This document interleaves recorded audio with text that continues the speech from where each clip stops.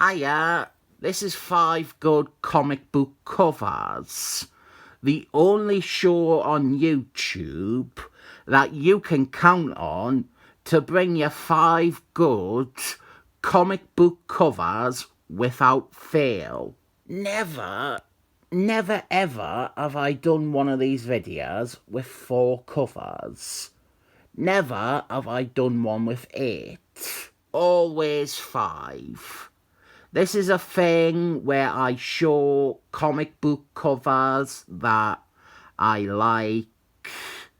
It is a very basic idea. Just 5 good comic book covers. Start strong. So let's start with Jason Byrne's cover for Marvel 2-for-1 56. I would call this a classic cover, but I don't know if the world agrees with me on that. I think maybe the one thing that stops it from being considered a true, iconic, well-revered cover is maybe the story-specific inclusion of Thing having his arm in a sling. To an outsider, to someone who has not read it, that sticks out as weird. It is a great cover though. Any cover with Thing getting creamed is pleasing. But this one is a straight up good cover too. Superboy here, Adventures of Superman 501. Cover by Wallace Grummett. I believe this is the variant edition or the direct market edition or whatever. And the other cover is shit. It's just a Superman emblem. This cover was effectively an introduction to this character. He appeared in the last issue alongside the 3 other substitute Supermans. But if you didn't read that issue, this would have been your first glimpse of the character, and it is perfect for that.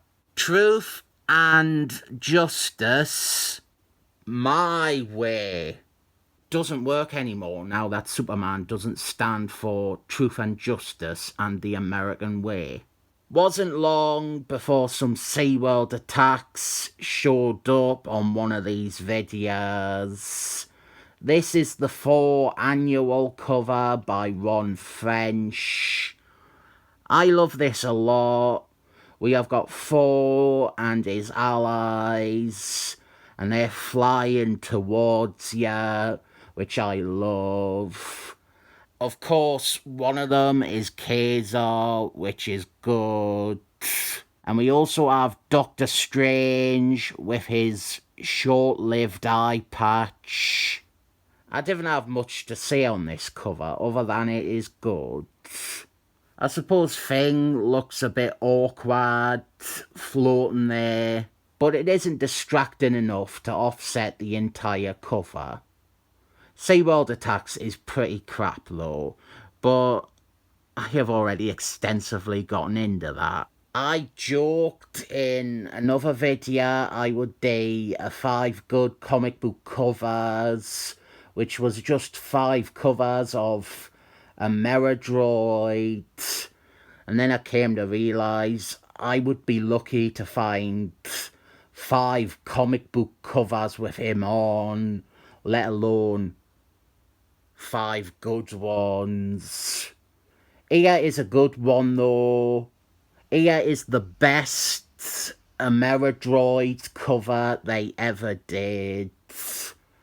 Captain America 262 by your boy Zeck.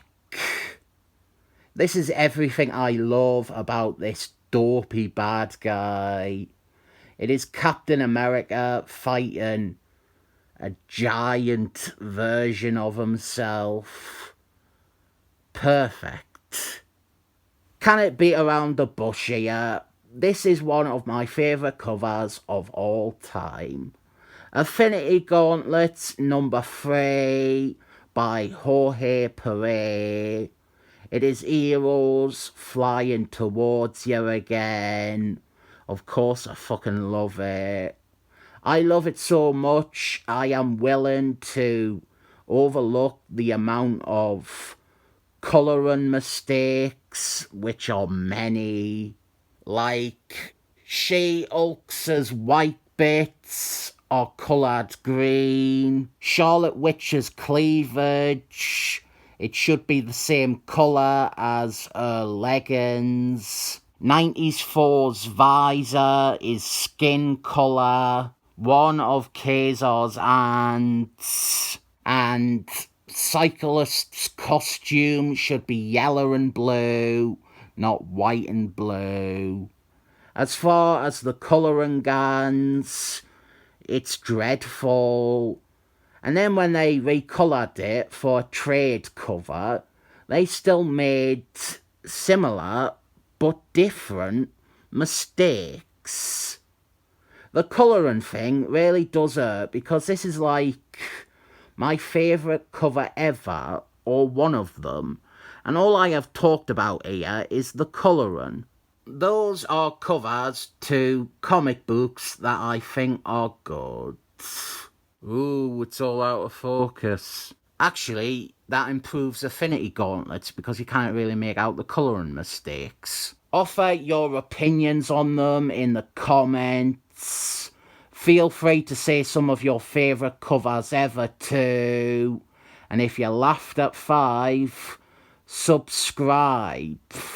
That was one of the catchphrases me IRL, in real life, Nemesis said on his abandoned YouTube channel, which he abandoned.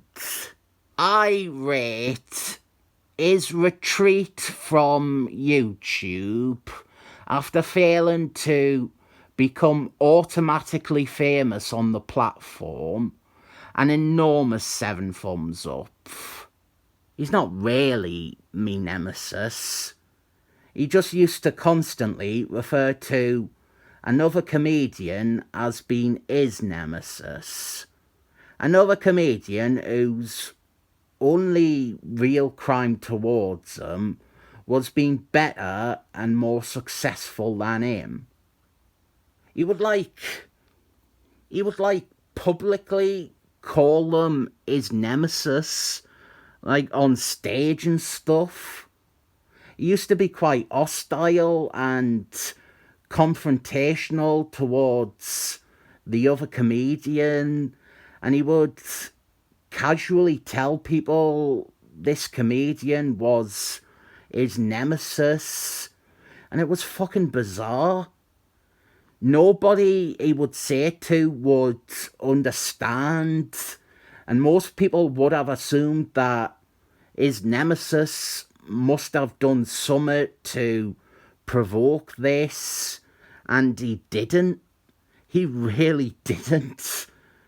So when he started a YouTube channel and paid for subscribers, I decided to return the favour and start calling him my nemesis on air, with just as much context as he provided when he called someone else it.